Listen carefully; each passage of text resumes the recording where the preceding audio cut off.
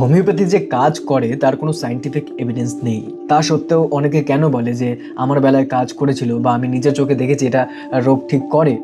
এক্ষেত্রে দুটো জিনিস হতে পারে, একটা হচ্ছে প্লেসিবো এফেক্ট আর একটা হচ্ছে টাইম।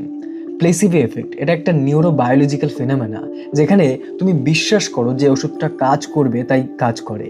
যেমন মনে করো তুমি একটা সুগার পিল একটা হাই ডোজের পেইন কিলার হিসাবে খেলে, সেক্ষেত্রে তোমার ব্রেইন এন্ডরফিন কেমিক্যাল রিলিজ করতে পারে এবং পেইন কিছুটা কমে যেতে পারে, এবং ডিপ্রেশন এংজাইটির ক্ষেত্রেও কিছুটা কাজ করতে পারে।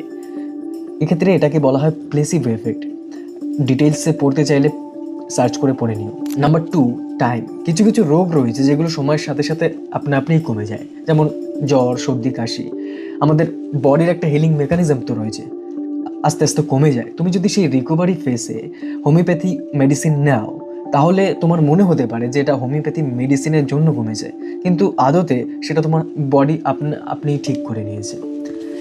এই দুটো কারণ হতে পারে, কিন্তু দুঃখের বিষয় এটাই কি হোমিওপ্যাথি কিছু কিছু ক্ষেত্রে প্লেসিবো এফেক্টের মাধ্যমে কাজ করলেও সেটা পরে গিয়ে ভয়াবহ রূপ নিতে পারে। যেমন মনে করো কোনো যদি একটা সিরিয়াস ডিজিজ, আলসার, ক্যান্সারের ক্ষেত্রে তুমি হোমিওপ্যাথি ট্রিটমেন্ট নাও, সেক্ষেত্রে সিচুয়েশন খারাপ থেকে গুরুতর অবস্থায় যেতে পারে। কারণ ভারতে প্রায় 10 কোটি মানুষ শুধুমাত্র হোমিওপ্যাথির উপর নির্ভর করে। 10 কোটি মানুষ।